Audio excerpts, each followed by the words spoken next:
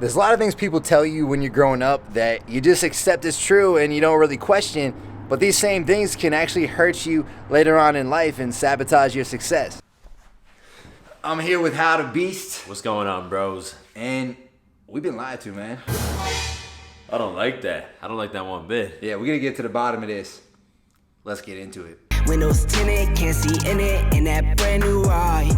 Got no grilling, need no filling, on my Colgate smile. So we've all seen those Hollywood movies, right? Where the nerdy guy in school gets the hottest girl just because he's sweet, he's kind, and he likes her, and she just falls for him.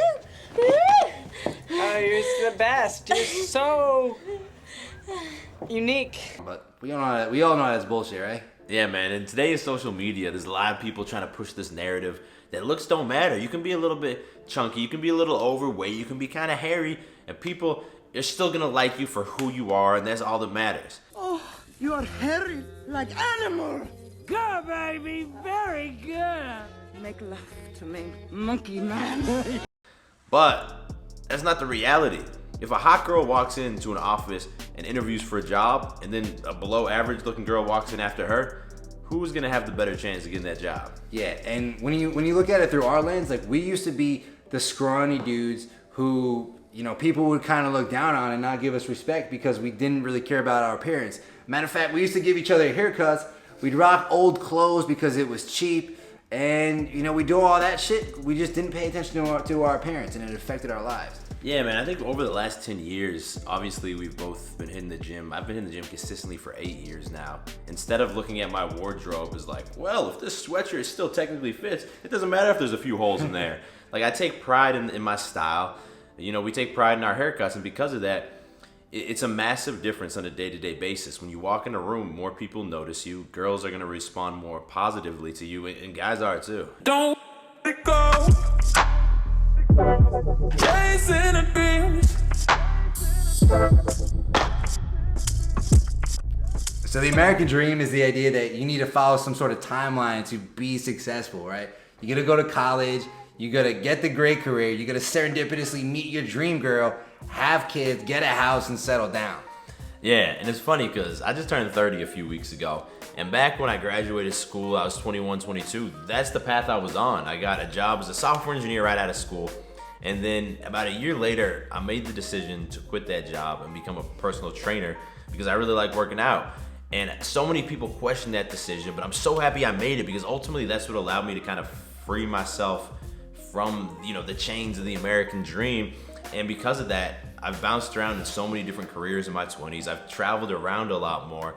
And if I hadn't done all these things, I don't think I would have learned as many lessons as I learned and have found something that I love doing as much as I have. Yeah, and I had a very similar path doing a lot of the same things you did in terms of breaking out of the American dream.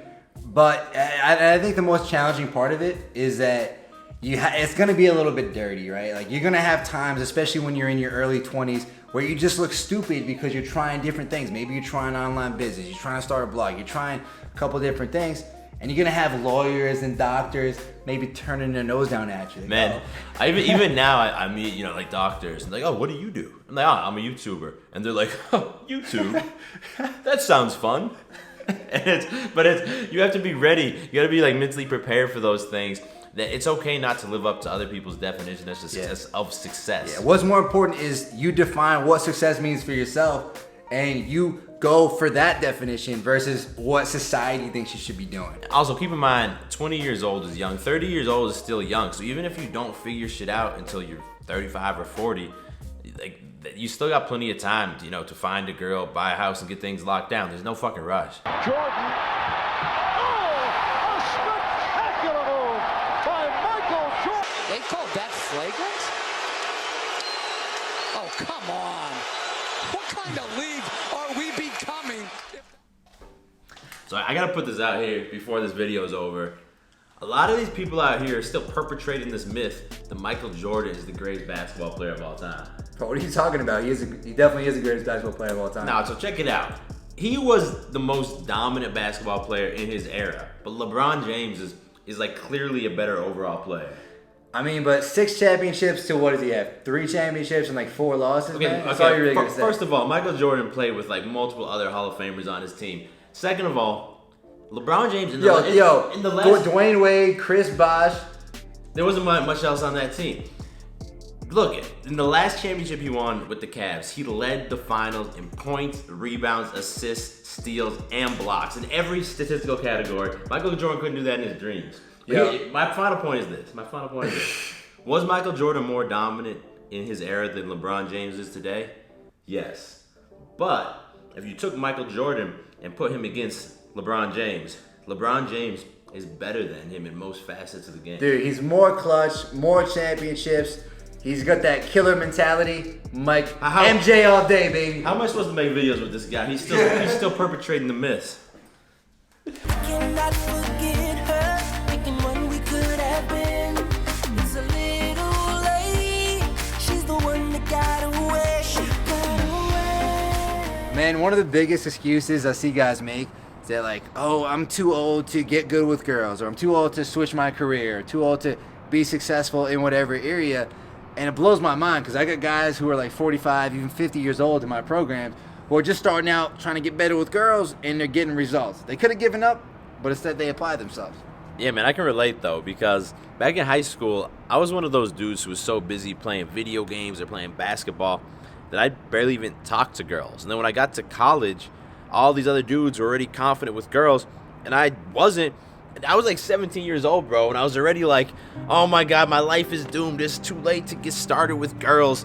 And because of that, for most of college, I still didn't talk to girls. I didn't even have my first girlfriend until I was 24. I didn't start my YouTube channel until I was like 27 years old. Man, if you spent less time formulating those LeBron arguments, you might have got some more girls. Maybe. The point is, man, just because you haven't been good at something in the past doesn't mean you can't get good now. And it also doesn't matter if people are judging you for not being good at that thing.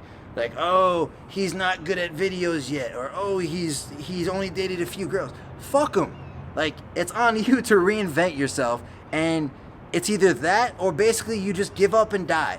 And if you're watching this channel, bro, I know you ain't some giving up jamoke. You're gonna keep plowing forward. I don't care about you and him. I don't care about what has been. I only care about your soft skin. Cause we're still sleeping in my head. I don't care about you.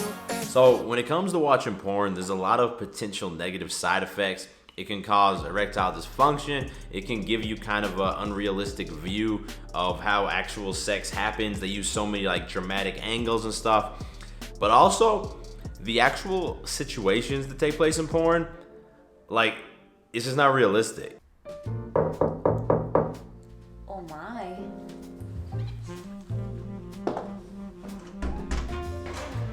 Hi. Hi there. Did somebody order a big sausage pizza? Oh my God, I did. Let's go to my bedroom. Sounds good. Listen, man, we've had a lot of experiences with girls, and I can promise you, it's very rare for girls to just throw themselves at you. It takes more than just having like a big package and being in the vicinity of a hot girl. But it is a nice thought, right? Like, I think this is kind of the common theme here between the myths we've been talking about today. You know, Hollywood and the porn industry and, you know, people in general, they kind of want you to believe that if you're just a good stand-up guy, everything's gonna come to you. You don't need to worry about working on your appearance or taking action. It's gonna be okay. Yeah, but when it comes to women, you're gonna be the dude to step up and take initiative.